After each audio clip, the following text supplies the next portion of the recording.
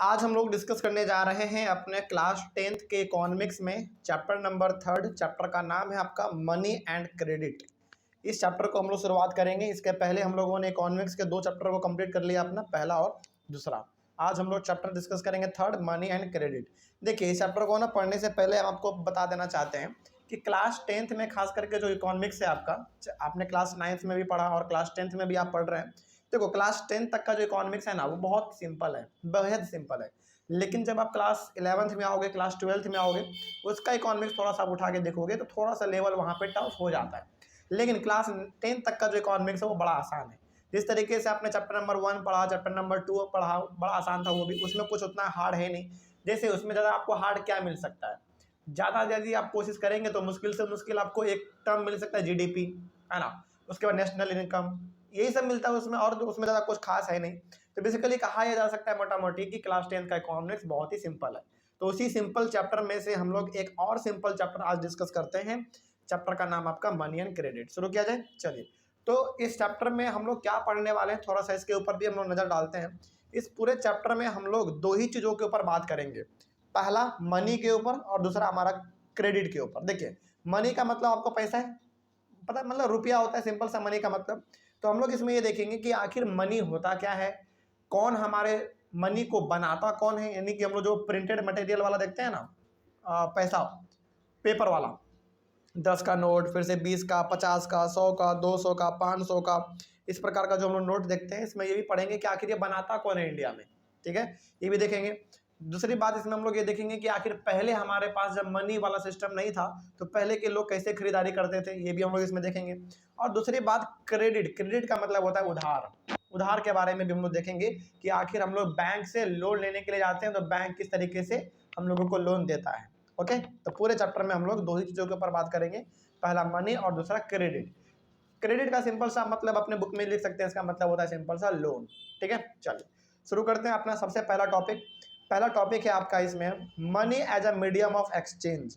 Money as a medium of exchange का मतलब ये हो गया कि यदि हम लोग किसी से कोई सामान लेते हैं तो उसके बदले में हम लोग उसको पैसा देते हैं, है ना। इस टॉपिक का मतलब क्या हो गया, money as a medium of exchange. Exchange का मतलब हो गया कि तुम हमको सामान दो, हम तुमको पैसा देंगे। जैसे सपोज कीजिए कि हम लोग ग्रॉसरी की दुकान में जाते हैं, चावल खरीदते हैं, दाल खरीदते हैं, गेहूँ खरीदते हैं, तो वो लोग हमको अपना सामान देता है, हम बदले में उसको पैसा देते हैं, है ना। ये हो गया हमारा money as a medium of exchange, यानी कि किसी भी सामान को खरीदने में या फिर अपने सामानों को बदलने में पैसा एक बहुत अच्छा रोल प्ले करता है। इसी के बारे में हम लोग पढ़ेंगे, तो हमारा ये पहला टॉपिक है। चलिए इसमें क्या क्या लिखा हुआ थोड़ा सा इसके बारे में नजर डालते हैं। क्या है, देखिए, सबसे पहला, the use of money covers a very large part of our everyday life. सही बात है, यानी कि हम लोग अपने रोजमर्रा की जिंदगी में मनी का बहुत ज़्यादा इस्तेमाल करते हैं, है ना। लगभग, चलिए अभी तो हम लोग स्टूडेंट लाइफ में हैं, आप लोगों को उतना ज़्यादा मनी का जरूरत नहीं पड़ता होगा, लेकिन फिर भी यदि आपको मनी का जरूरत पड़ता है तो किन चीज़ों के लिए पड़ सकता है। हो सकता है कि कॉपी के लिए, पेन के लिए, है ना, इंस्ट्रूमेंट बॉक्स के लिए, खाने पीने के लिए, फेस्टिवल पे कपड़ा खरीदने के लिए, इन्हीं सब चीज़ों के लिए पड़ सकता है। लेकिन क्या मनी का केवल इतना ही यूज है? नहीं, हम लोग तो अभी बेसिकली स्टूडेंट लाइफ में है ना, तो आपको उतना ज़्यादा मनी का इस्तेमाल नहीं करना पड़ता है। लेकिन जब आप लोग थोड़ा और बड़े हो जाएंगे, आप चीज़ों को समझने लगेंगे, सोसाइटी का आप एक अहम हिस्सा बन जाएंगे, उस समय आपको मालूम चलेगा कि डेली कहीं ना कहीं पैसे का जरूरत तो हमको पड़ ही रहा है। चाहे दिन में 1 बार पड़े या फिर 10 बार पड़े, पैसे का जरूरत तो पड़ता ही है। तो यहाँ पे हम लोग ये कह सकते हैं कि मनी हमारे जीवन का एक बहुत अहम हिस्सा है और वो डेली कहीं ना कहीं हम लोग उसका इस्तेमाल तो करते ही है, ठीक है। हाँ, ये बात अलग है कि कोई कम इस्तेमाल करता है, कोई ज़्यादा इस्तेमाल करता है, अपने क्षमता अनुसार हर कोई इसको इस्तेमाल करता है। आगे, a person hold money can easily exchange it for any commodity और सर्विस दैट ही और सी माइट वांट। देखो, ये ना बड़ा सिंपल सा स्टेटमेंट लिखा हुआ है इसमें। मान लीजिए कि आपके पास पैसा है, यानी कि आपके पास मनी है, तो आपके पास यदि मनी है ना, तो आप वो हर चीज कर पाओगे जो आप करना चाहते हो। वही बात इसमें कहा गया है कि एक लड़का हो या फिर लड़की हो, मतलब कोई भी हो, ही और सी कोई भी हो सकता है, वो अपने रोजमर्रा की जिंदगी में जो कुछ भी चाहता है, जो कि पैसे के द्वारा हो सकता है, वो कर सकता है उससे। लेकिन मान लीजिए कि किसी के पास पैसा नहीं है और उसको, जैसे सपोज करो कि मान लेते हैं किसी को ना चावल दाल खरीदना अपने घर में बनाने के लिए, लेकिन उसके पास पैसा नहीं है, तो क्या वो खरीद पाएगा? नहीं खरीद पाएगा, बिल्कुल भी नहीं। लेकिन हम लोग इसमें ये भी पढ़ेंगे कि पहले के जमाने में ना हमारे पास एक सिस्टम होता था जहां पे किसी भी प्रकार का पैसे का जरूरत नहीं पड़ता था, हाँ, सामान दो और सामान खरीदो, ठीक है, इसको हम लोग कहते थे बार्टर सिस्टम, आगे हम लोग पढ़ेंगे। तो बेसिकली यहाँ पे ये कहा जा सकता है कि आज के जीवन में जिसके पास पैसा है वही सब कुछ है, ठीक है। सब कुछ का कहने का मतलब यहाँ पे है कि वो जो कुछ खरीदना चाहे, जो पहनना चाहे, जो खाना चाहे वो खा सकता है, पहन सकता है, घूम सकता है, जो भी करना चाहे वो कर सकता है। किसके बदौलत? मनी के बदौलत, ठीक है। अब यदि आप एनसीईआरटी को लाइन बाय लाइन पढ़ेंगे ना, उसमें आपको एक टर्म मिलेगा, डबल कोइंसिडेंस ऑफ वांट्स। ये क्या होता है? देखो, डबल कोइंसिडेंस ऑफ वांट्स और बार्टर सिस्टम, इन दोनों में बच्चे बहुत ज़्यादा कंफ्यूज होते हैं और वो समझ लेते हैं कि दोनों एक ही चीज़ है। नहीं, दोनों अलग अलग चीज़ है, ठीक है। लेकिन समझते हैं पहले आखिर ये है क्या। पहले समझते हैं कि आखिर डबल कोइंसिडेंस ऑफ वांट क्या है। देखो, it is a situation in which both the parties का मतलब person, have to agree to sell and buy each other commodities.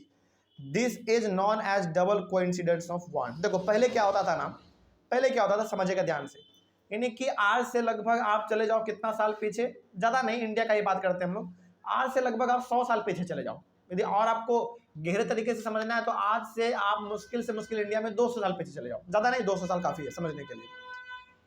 आज से 200 साल पहले आप यदि इंडिया को देख पाएंगे, हालांकि आप तो नहीं देख पाएंगे, लेकिन बुक में आप लोग यदि कभी पढ़ने का मौका आपको मिले तो आपको पता चलेगा कि पहले के लोग ना अनाज के बदले अनाज खरीदते थे। जैसे सपोज कीजिए कि हमको चाहिए, एकदम एकदम बहुत आराम से समझिएगा, सपोज करो कि मेरे पास ना गेहूं बहुत ज़्यादा है, समझिएगा, मेरे पास गेहूं बहुत ज़्यादा है लेकिन हमको चाहिए चावल, और आपके पास चावल बहुत ज़्यादा है लेकिन आपके पास गेहूं कम है। देखो, यहाँ पे दो सिचुएशन है, मेरे पास गेहूं ज़्यादा है और आपके पास चावल ज़्यादा है। हमको चाहिए चावल तो आप अपना चावल हमको दे दोगे, और आपको चाहिए होगा क्या? गेहूं, तो हम अपना गेहूं आपको दे देंगे। यही है हमारा डबल कोइंसिडेंस ऑफ वांट। मतलब यहाँ पे हो गया कि दोनों आदमी को क्या करना पड़ेगा? एग्री होना पड़ेगा। कि एग्री का मतलब यहाँ पे है कि हाँ भैया, आपसे हमको चाहिए गेहूं और हमसे आप ले लो चावल। इसी को हम लोग कहते हैं डबल कोइंसिडेंस ऑफ वांट्स। तो इसमें क्या होता था? इसमें ये होता है कि बेसिकली जिसको आप खरीदना चाहते हैं, यानी कि जिससे आप खरीदना चाहते हैं, वो खरीदने के लिए भी तैयार होना चाहिए, तभी जाके आपका double coincidence of want successful हो पाएगा। जैसे इसको आप ऐसे भी समझ सकते हैं, मान लीजिए कि हम आपको, जैसे मेरे पास गेहूं बहुत ज़्यादा है, हम आपको गेहूं देना चाहते हैं लेकिन आप लेना नहीं चाहते हैं, आपको ज़रूरत ही नहीं है, तो क्या ये हमारा डबल कोइंसिडेंस ऑफ वांट हुआ? नहीं। तो डबल कोइंसिडेंस ऑफ वांट में दोनों का राजी होना बहुत ज़रूरी है कि हाँ, हम आपको कुछ दे रहे हैं तो आप ले लो, और आप कुछ दोगे तो हम ले लेंगे, दोनों, यानी कि बदले में दोनों एक दूसरे के सामान को एक्सचेंज कर लेंगे। यही हमारा कहलाता है डबल कोइंसिडेंस ऑफ वांट्स। याद रहेगा? तो यहाँ पे ना यदि आपसे कोई पूछे कि बताइए डबल कोइंसिडेंस ऑफ वांट का मतलब क्या है, तो इसका सिंपल सा मतलब है कि यदि हम कोई सामान किसी को देना चाहते हैं, यानी कि कोई सामान हम बेचना चाहते हैं या फिर कोई सामान खरीदना चाहते हैं, तो इसके लिए सामने वाला आदमी भी राजी होना चाहिए खरीदने और बेचने के लिए, ठीक है। और यही हमारा कहलाएगा डबल कोइंसिडेंस ऑफ वांट। और ये बेसिकली किस चीज़ को लेकर होता था? पहले अनाज को लेकर, अपने सामानों को लेकर, और सबसे बड़ी बात ना, पहले जानवरों को लेकर भी होता था। जैसे मान लीजिए कि मेरे पास भैंस है बहुत ज़्यादा, 10 भैंस है मेरे पास, आपके पास 10 गाय है, हमको चाहिए गाय, आप अपना गाय हमको दे दोगे, हम अपना भैंस आपको दे देंगे, लेकिन आपको ज़रूरत था तभी तो हम दोनों एक्सचेंज कर पाए। यही था हमारा डबल कोइंसिडेंस ऑफ वांट। तो सिंपल सा मतलब यहाँ पे है कि डबल कोइंसिडेंस ऑफ वांट में दोनों आदमी का राजी होना बहुत ज़रूरी है कि हाँ, आप अपना गाय हमको दे दो, हम ले लेंगे, आप अपना भैंस हमको दे देना, हम भी ले लेंगे। सिंपल सा, यही था हमारा डबल कोइंसिडेंस ऑफ वांट। लेकिन यदि इसमें से कोई एक भी आदमी यदि राजी नहीं है तो ये हमारा डबल कोइंसिडेंस ऑफ वांट नहीं कहलाएगा, ठीक है। आगे बढ़ते हैं। अब हमारा बार्टर सिस्टम, ये बड़ा सिंपल है। It is a system in which goods are directly exchanged without the use of money. ये एक ऐसा सिस्टम था जहाँ पे कि पैसे का बिना इस्तेमाल किए सामानों का एक्सचेंज हो जाता था। आप हमको चावल दे दो, हम आपको गेहूं दे देंगे, आप अपना हमको शर्ट दे दो, हम अपना आपको पैंट दे देंगे। एग्जाम्पल के तौर पे बता रहे हैं बस, ठीक है। लेकिन पहले के ज़माने में ना जो बार्टर सिस्टम होता था वो बेसिकली दो चीज़ को लेकर होता था। पहले अनाज को लेकर, यानी कि खाने पीने के सामानों को लेकर, और दूसरा जानवरों को लेकर, बहुत पहले मतलब, ठीक है। चलिए, कोई दिक्कत नहीं है इसमें। अच्छा, इस बार्टर सिस्टम का ना आपको सबसे अच्छा एग्जाम्पल मैं आपको बताऊँ। देखो, हालांकि ये चीज़ को हम किए हुए हैं अपने गाँव में ना, मेरे गाँव में तो आज भी ऐसा होता है कि मेरे गाँव में ना आज भी गर्मी के समय में आइसक्रीम बेचने वाले आते हैं, ठीक है। और आइसक्रीम बेचने वाले क्या करते हैं, बच्चों से यदि आप पैसे से लाना चाहते हैं तो पैसे ऐसे आइसक्रीम ले लो, यदि आपके पास पैसा नहीं है तो आप अपने घर से चावल लाओ, या फिर धान लेकर आओ, या फिर आपके पास मकई है तो मकई लेकर आओ, यदि आपके पास गेहूं है तो गेहूं लेकर आओ, सरसों है तो सरसों लेकर आओ, आइसक्रीम वाले को दे दो और आइसक्रीम वाला जो भी होगा आपको 2-4 आइसक्रीम दे देगा। हाँ, दुकान में अभी भी ऐसा होता है। दुकान में क्या होगा, आप अनाज लेकर जाओ, जैसे आपके पास मकई है यानी कि वो जिससे पॉपकॉर्न बनता है, आप उसको लेकर जाओ, आपको चाहिए क्या, तेल, दुकान वाला आपको तेल दे देगा। अभी भी ये चीज़ होता है, लेकिन ये धीरे धीरे ना खत्म होता जा रहा है आजकल, बहुत ज़्यादा इसमें खत्म होता जा रहा है। लेकिन चूंकि हम बार्टर सिस्टम को परफॉर्म किए हुए हैं तो इसका एग्जांपल हमने सबसे अच्छा आपको दिया वो आइसक्रीम वाला, क्योंकि इसको हम खुद भी अपने बचपन में परफॉर्म किए हुए हैं, ठीक है। और आज भी ऐसा होता है हमारे गाँव में, हालांकि अब तो बहुत बड़े हो गए, तो आज भी यदि कभी गांव जाने का मौका मिलता है ना, ये चीज़ देखने को मिलता है। छोटे छोटे बच्चे अपने घर से कोई धान लेकर आ रहा है, कोई चुरा के ही सही लेकिन लेकर आ रहा है, मकई लेकर आ रहा है और आइसक्रीम वाले को दे रहा है, बदले में उसको 1 आइसक्रीम 2 आइसक्रीम जो भी है मतलब उसको दे देता है। तो ये बार्टर सिस्टम है। तो डबल कोइंसिडेंस ऑफ वांट का मतलब हो गया कि हम जो सामान बेचना चाहते हैं वो सामने वाला खरीदने के लिए भी राजी हो, तभी हमारा ये डबल कोइंसिडेंस ऑफ वांट कहलाएगा। और बार्टर सिस्टम का मतलब हो गया कि हम आपको अपना सामान देंगे और आप अपना सामान हमको दे देना, यानी कि इसमें पैसे का जरा सा भी इन्वॉल्वमेंट नहीं होगा, इसमें सामानों का इन्वॉल्वमेंट होगा। यही हमारा कहलाएगा बार्टर सिस्टम, ठीक है।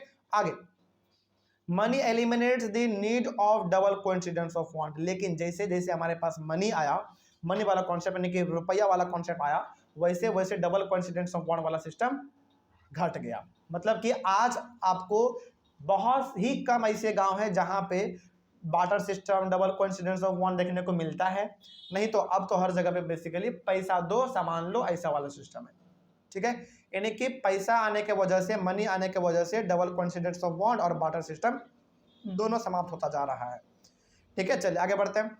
दस money acts as an intermediate in the exchange process, so it is called a medium of exchange. तो बताइए एक्चुअली में यहाँ पे मनी कर क्या रहा है, मनी यहाँ पे ना एक इंटरमीडिएट का काम कर रहा है। मतलब हमको जो चाहिए वो हम आपको पैसा देंगे, आप हमको सामान दे देना। तो यहाँ पे जो आपको सामान मिल पाया वो किसके वजह से मिल पाया, मनी के वजह से मिल पाया। इसीलिए हम लोग मनी को क्या कह देते हैं, मीडियम ऑफ एक्सचेंज कह देते हैं। मतलब कि हमको जो सामान चाहिए वो बेसिकली हमको पैसे से मिल गया, सिंपल, ओके। बस यही चीज़ था हमारा money as a medium of exchange. तो यदि अब आपसे सवाल आ जाए money as a medium of exchange से, तो आप ये कुछ पॉइंट लिख सकते हैं, उसमें डबल कोइंसिडेंस ऑफ वांट और बार्टर सिस्टम का जिक्र जरूर कीजिएगा, ठीक है ना। चलिए इसमें कोई दिक्कत नहीं है। तो पहला टॉपिक हमारा कंप्लीट हुआ। इसमें 2 चीज़ों को आपको बहुत ध्यान से समझना है, डबल कोइंसिडेंस ऑफ वांट और बार्टर सिस्टम, ओके। चलिए अगला हमारा टॉपिक होगा मॉडर्न फॉर्म्स ऑफ मनी। चलिए इसको हम लोग अपने अगले वाले क्लास में डिस्कस करेंगे। Thank you very much.